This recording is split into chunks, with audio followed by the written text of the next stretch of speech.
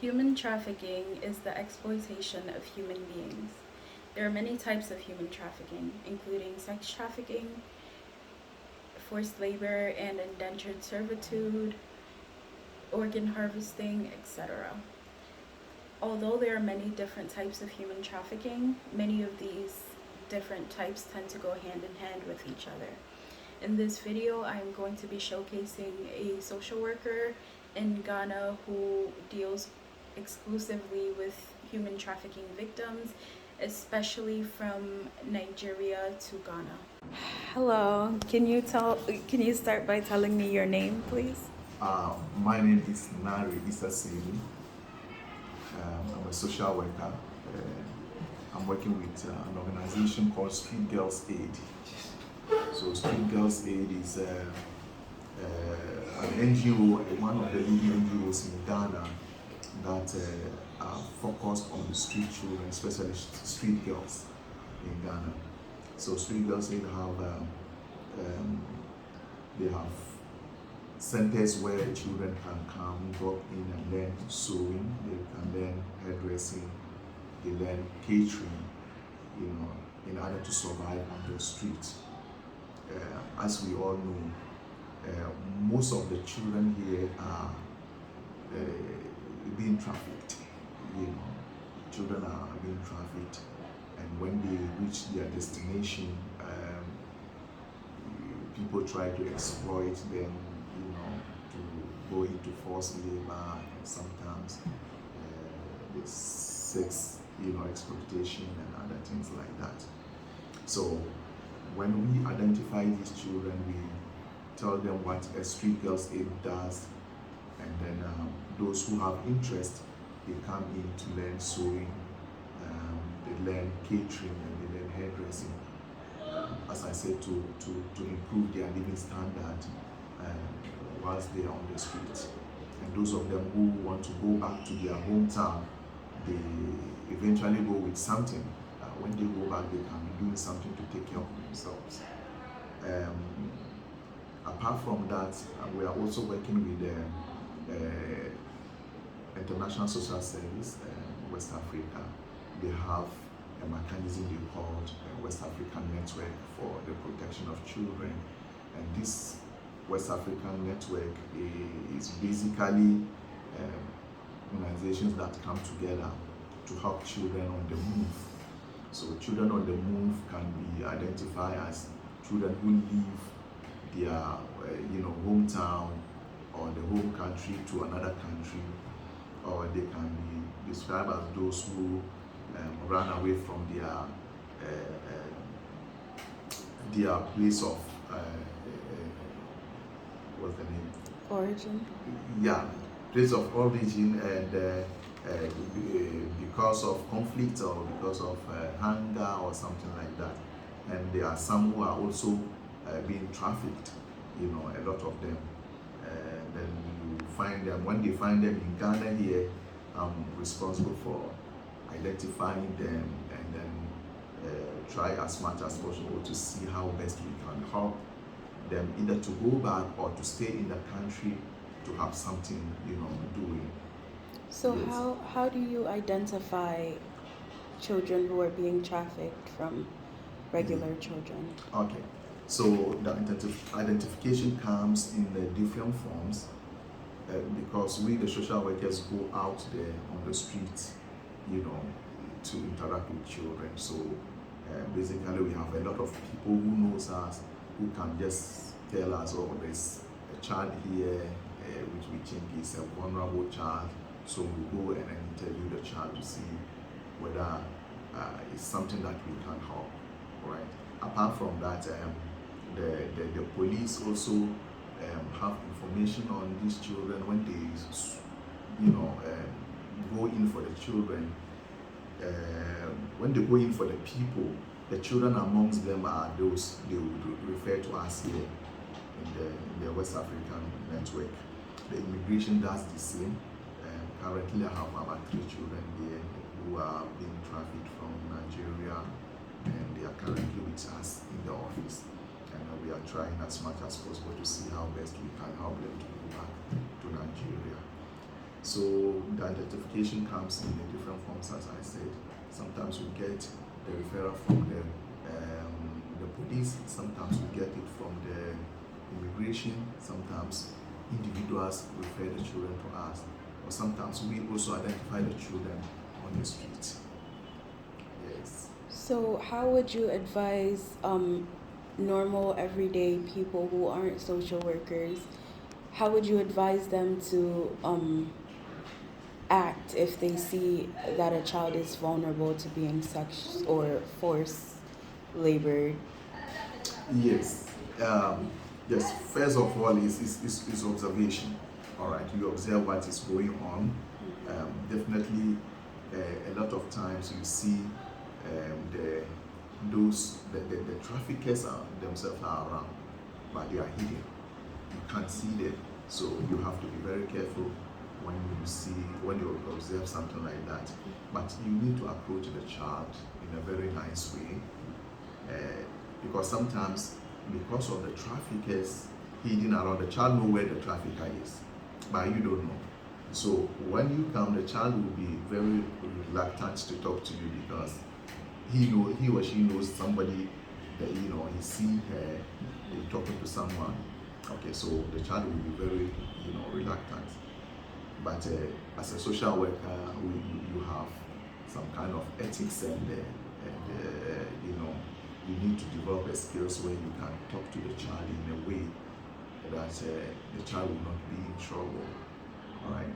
So after identifying the child, then you find a way of removing the child from where you find the child, the present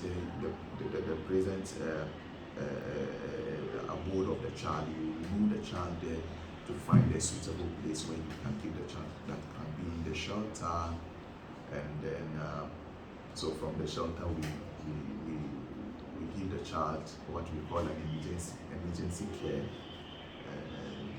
And sometimes it comes by food, or even the clothing that the child wears and other things. So after giving them the emergency care, we interview the child to see, to go into the personal situation of the child, to get more information on how the child left his country of origin to Ghana, and then so that will, basically interacting with the child will now give us, tell us whether the child is being trafficked, or the child came in voluntarily from the country. Yes. So, what are some ways or measures that you take to ensure that the child is safely removed away from the trafficker? Because sometimes, traffickers don't want to let the child go easily. Exactly. So, as I said, after talking or interacting with the child for some time, sometimes even interacting with the child, you will know whether that point in time is you can take the child away, or if you realize that the answer the child is giving shows that somebody is around, then you can just try and then come the next time, and then yes, when it is safe, then you take the child away. Okay. Yes. But definitely the child has to also agree or accept your help. If the child is not accepting your help, you can't take the child. Yes. What do you do about children who don't want to accept help? We only talk to them and we leave them there, because you can't force the child to go anyway. Yes. Basically, social work is about the interest of the child is the paramount. So you go with what the child actually, the interest of the child. So if the child want to go, you quickly do it. If the child is reluctant, doesn't want to go, you just leave the child, but you continue coming until the child accepts the help. Yes. What advice would you give to people to prevent their loved ones from being exploited? Yes, it become a very difficult situation, especially in Africa here, because of poverty. These traffickers will come with a lot of juicy promises that they are going to make a lot of money, they are going to do this and that, you know. So we will advise that parents to be very careful when somebody comes like that, you know. And the most dangerous thing is that they have, it's a chain, you know, it's a chain where the trafficker is somewhere and the driver or the transporter is also there. Then they will contact an agent, and then the agent will contact somebody within the locality who is very familiar with the children, and the children knows them. So when that person comes with the information, the parents or and the children themselves, they intend to believe the person because the person is within the locality, right? But sometimes those who also contact the children doesn't know the exact or the end of, or what's the end result. Okay, they don't know what is going to happen. They are also told that, okay, these children can be work and get a lot of money to support the family, and so they also go with it.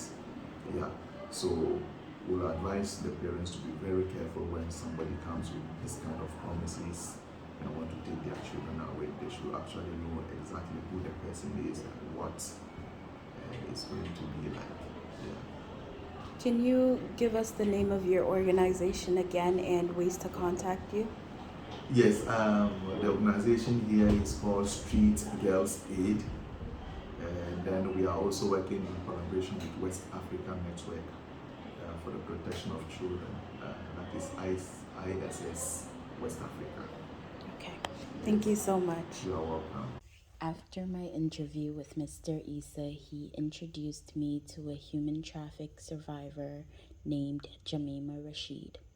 Jamima was 18 years old when she got into the custody of the organization after being saved from her trafficker. She was recruited in Nigeria, Kaduna, by a woman who promised her and her friends good jobs in Ghana.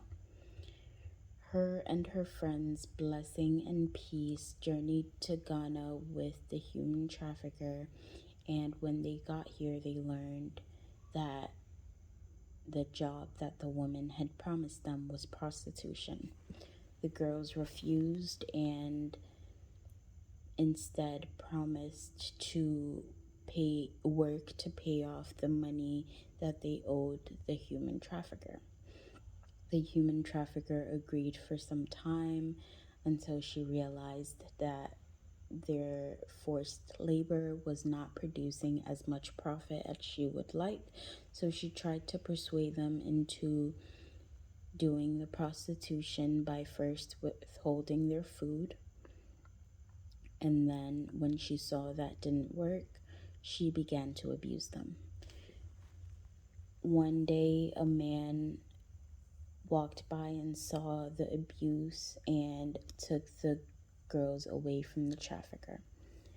He then took them to the immigration office in Ghana after he found out that they were not originally from there. There, the immigration workers contacted Mr. Issa and his team. Mr. Issa and his team were able to contact the girls' parents. However, due to the lack of funding since COVID, they were unable to transport the girls back home. The girls are now learning essential skills like sewing and cooking in order to make an honest living in Ghana without having to rely on sex work or forced labor. Mr. Issa and his team are awaiting donations from people in order to send the girls back to their home and hopefully pay for their further education. If you would like to donate to this cause, please email me at THEYASMINEAWAL at gmail.com. I will put you into contact with Mr. Isa and his team at Street Girls Aid, and we can go from there. Thank you guys for listening.